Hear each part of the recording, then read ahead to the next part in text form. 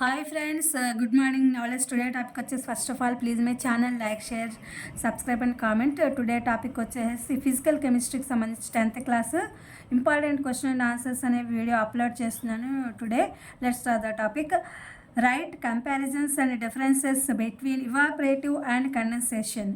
Evaporation is the process by which molecules in a liquid leave the liquid surface at any temperature. Condensation, the process of turning gas into liquid, is called condensation. This is the cooling process. Evaporation changes from liquid to gaseous state. Condensation, this is a thermal process and condensation changes from gaseous state to liquid state. Evaporation, molecules in the liquid state absorb heat and change to gaseous state. Evaporation, this reduces the temperature of the system, can be done at any temperature. Example, evaporation of water in wet cloths causes the steam to dry. Comparisons, in evaporations there will be change of state. There is a change in the kinetic energy of the molecules. Condensation, molecules in gaseous state lose heat and change into liquid state. This increase the temperature of the system, takes place at a certain temperature. Example, water droplets forming on gases plants in water mornings. There will be changes of state. There is a comparisons in condensation. There is a changes in the kinetic energy of the molecules. Next question, explain how a motor works. Can you please observe these diagrams? These diagrams you understand now. After this question is understand question and answer. Okay, let's start this question. An electric motor is a device that converts electrical energy into mechanical energy. Method of working, suppose a rectangular coil A, B, C, D is placed in a uniform magnetic fields as shown in the figure. Now switch on the circuit and make the rectangular coils wire conduct current. The sides A, B, C, D of the coil make an angle of 90 degrees in the magnetic field, at which the magnetic forces acts outward from the base, while the magnetic force at CD act inward to downwards page. The angle BCDA make with the magnetic field wires. At BC the magnetic force act upwards on the downwards at DA. The forces acting at ABCD cause the coil to rotate. But after half a rotation of the coil, the magnetic forces acting on the ABCD reverse in the opposite directions, causing the coil to rotate backwards. So if after every half revolution the current following in the coil is reversed, the coil will rotate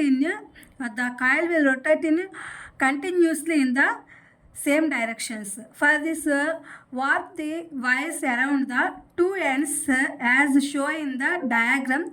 C1, C2. A slip-ring should be arranged is such a way B1, B2 that they touch B1, B2 brushes. Then the coil rotates continuously in the same directions in the magnetic field and converts into mechanical force. This device is an electric motor. ఇది friends today topic వచ్చేసి physical కెమిస్ట్రీకి సంబంధించి Telugu version చూద్దాము. Right comparison and differences between evaporation and condensation గురించి, అంటే వాటి మధ్య మిమ్మల్ని భేదాలు అడిగాడు. ఇవాపరేషన్ అంటే బాష్పీభవనం, కండెన్సేషన్ అంటే సాంద్రీకరణం. వీటి మధ్య భేదాలు అనేవి అడిగారు. అవేంటంటే ద్రవంలోని అణువులు ఏ ఉష్ణోగ్రత వద్ద అయినా, బాష్పీభవనంలో ఏ ఉష్ణోగ్రత వద్ద అయినా ద్రవ ఉపరితలాన్ని విడిపోయే ప్రక్రియను బాష్పీభవనం అంటారు. ఇది శీతలీకరణ ప్రక్రియ ఇందులో జరుగుతుంది బాష్పీభవనంలో. బాష్పీభవనంలో ఇంకా ఏం జరుగుతుందంటే ద్రవస్థితి నుండి వాయుస్థితికి అనేది మారుతుంది. అలాగే ద్రవస్థితిలో అణువులు ఉష్ణాన్ని గ్రహించి వాయుస్థితిలోకి మారుతాయి. దీనివల్ల ఏంటంటే ఆ యొక్క వ్యవస్థ బాష్పీభవనం అనే వ్యవస్థ ఉష్ణోగ్రత అనేది తగ్గుతుంది. అలాగే ఏ ఉష్ణోగ్రత వద్ద అయినా ఇది జరుగుతుంది. అది ఎలాంటి పరిస్థితుల్లో ఉన్న ఉష్ణోగ్రత అయినా సరే ఈ యొక్క కూలింగ్ అనేది శీతలీకరణం అనేది జరుగుతుంది. ఇప్పుడు కంపారిజన్ దానికి ఉదాహరణ ఏంటి అంటే స్థితిలో తడి బట్టల్లో నీరు బాష్పీభవనం వలన అవి ఆవిరై పొడిగా మారుతాయి. ఇప్పుడు మనం బట్టలు ఉతికినప్పుడు మనం వెట్ క్లాత్ని ఆరేస్తాం కదా, అవి ఆ యొక్క ఇవాపరేషన్ వల్ల అవి ఏంటి అవుతాయంటే డ్రై అవుతాయి, అంటే ఆరుతాయి అనమాట. బట్టలు ఆరడం అనే ఒక ప్రక్రియ అనేది పొడిగా మారడం అనే ఒక చేంజ్ అనేది జరుగుతూ ఉంటుంది. అలాగే కంపారిజన్ వచ్చేసరికి స్థితిలో అనేది మార్పు జరుగుతుంది. అలాగే అణువుల గతిశక్తులు అంటే వాటి యొక్క గతిశక్తిలో కూడా మార్పు అనేది ఉంటుంది. కండెన్సేషన్లో చూద్దాము. వాయువు క్రమంగా ద్రవంగా మారే ప్రక్రియను సాంద్రీకరణం అంటారు.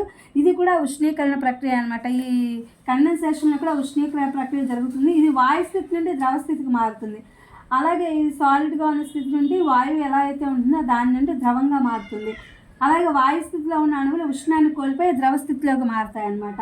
అలా ద్రవ స్థితిలోకి మారిన తర్వాత ఇది ఇక్కడ కూడా వ్యవస్థ అనేది ఉష్ణోగ్రత పెరగడమే జరుగుతుంది. ఇక్కడ కూడా నిర్దిష్ట ఉష్ణోగ్రత వద్ద ఇది జరుగుతూ ఉంటుంది. దీనికి ఉదాహరణ ఏంటంటే మనం శీతాకాలంలో చూస్తూ ఉంటాము. ఇది మనం చాలాసార్లు అబ్జర్వ్ చేస్తే మనకు జరుగుతుంది. గడ్డి మీద కానీ ఏదైనా మొక్కల మీద కానీ నీటి బిందువులు అనేవి ఏర్పడుతూ ఉంటాయన్నమాట. గడ్డి మొక్కలపై నీటి బిందువులు ఏర్పడడం అనేది ఈ యొక్క కండెన్సేషన్ అనేదానికి ఒక ఉదాహరణగా ఇస్తున్నారు. దీనిలో కూడా స్థితి మార్పు అనేది జరుగుతుంది. అలాగే అణువులు గతిశక్తులు అనేవి ఉంటాయి. నెక్స్ట్ వచ్చేసి మోటార్ విధానాన్ని పనిచేసే విధానం, అంటే మోటార్ పనిచేసే విధానాన్ని మీకు డయాగ్రామ్ ద్వారా 3 స్టేజ్ల్లో ఇక్కడ ఇచ్చారనమాట. డయాగ్రామ్స్ వాటి యొక్క పార్ట్స్ చూడండి. ఇది చూస్తే ఈ యొక్క క్వశ్చన్ అనేది మనం కొంచెం సింపుల్గా ఆన్సర్ చేయొచ్చు అనమాట. పటంలో చూపిన విధంగా ఒక దీర్ఘచతురస్రాకార తీగ చుట్టను తీసుకుని ఇక్కడ ఇచ్చాడు చూడండి, మ్యాగ్నెటిక్ క్షేత్రము ఇచ్చాడు. ఆ అయస్కాంత క్షేత్రంలో దాన్ని ఉంచి ఆ తర్వాత విద్యుత్ ఒక వలయాన్ని దీర్ఘచతురస్రాకారం తీగ చుట్టూ అంటే మ్యాగ్నెటిక్ చుట్టూ చుట్టలు చుట్టినట్టుగా చుట్టి విద్యుత్ ప్రవహించేట్లు చేసి ఏబిసిడి భుజాల అయస్కాంతాన్ని 90 డిగ్రీల కోణంలో దాన్ని ఉంచిన తర్వాత ఏబి అయస్కాంతం ఒక బలమేమో లోపల వైపుకి ఒక బలమేమో బయట వైపుకి లాగుతూ ఉంటుందన్నమాట. అలా లాగుతూ ఉండే ప్రక్రియలో ఇప్పుడు సిడి అయస్కాంతం అనేది ఉంది కదా, అది బయటికి పనిచేస్తుంది అనమాట ఆ యొక్క బలము. ఇప్పుడు బీసీసీడీలు అయస్కాంత క్షేత్రంలో చేసే కోణం 90 డిగ్రీల్లో ఉంటుందన్నమాట. అలాగే కింది వైపుకు ఏబిసిడీలు పనిచేసే బలాల వల్ల తీగ చుట్ట భ్రమణంలోకి అంటే దాని భ్రమణంలో అది రొటేట్ అవుతూ ఉంటుంది. కానీ తీగ చుట్ట సగం భ్రమణం చెందాక ఏబిసిడీల వద్ద పనిచేసే అయస్కాంత బలాలు అంటే కొంతవరకు పనిచేశాక ఈ యొక్క అయస్కాంత బలాలు అనేవి వీటి యొక్క రొటేషన్ అనేది వ్యతిరేక దిశలో అనేది జరుగుతుంది, అంటే యాంటీ క్లాక్ వైజ్గా పనిచేయడం అనేది జరుగుతుంది. కనుక ప్రతి అర్ధభ్రమణం అంటే ప్రతి తీగ చుట్టలో ప్రవహించేటువంటి అంటే సర్క్యూట్ అయ్యేటటువంటి కరెంట్ ఏమవుతుందంటే నిరంతరంగా ఒకే దిశలో భ్రమణం చేస్తూ ఉంటుంది. దీనివల్ల ఏంటంటే మనం డయాగ్రామ్లో చూసిన విధంగా C1 C2 స్లిప్పరింగ్ ఏర్పాటు చేసి అంటే అది కొంచెం జారుడు విధానంలోగా ఏర్పాటు చేసి అక్కడ ఒక బ్రషెస్ అంటే దానికి బ్రషెస్ తాకే విధంగా మనం దాన్ని కనుక అమర్చితే కనుక అప్పుడు ఆ తీగ చుట్టూ అయస్కాంత క్షేత్రంలో ఆ మ్యాగ్నెటిక్ ఫీల్డ్లో ఆ మ్యాగ్నెటిక్ ఫోర్స్లో నిరంతరంగా అది భ్రమణం చేస్తూ అంటే కంటిన్యూస్లీ రొటేషన్ అవుతూ ఉంటే ఆ యొక్క మనం ఇప్పుడు ప్రయోగం చేసినటువంటిది యాంత్రిక శక్తి అవుతుంది. కాబట్టి ఆ యాంత్రిక శక్తి నిరంతరంగా అది పనిచేస్తూ ఉన్నట్లయితే ఆ భ్రమణంలో ఒకే దిశలో తిరుగుతూ ఉందంటే అది యాంత్రిక శక్తిగా మారుతుంది. దాన్నే మనము విద్యుత్ మోటార్ అని చెప్తున్నాము. ఇది యొక్క 2 క్వశ్చన్స్ ఫిజికల్ కెమిస్ట్రీకి సంబంధించి ఇంగ్లీష్ తెలుగు వెర్షన్స్. ఇవి మీకు ఉపయోగపడతాయి అనుకుంటున్నాను. 10th class students, please my channel like share subscribe and comment. Thank you for watching. Thank you for your support.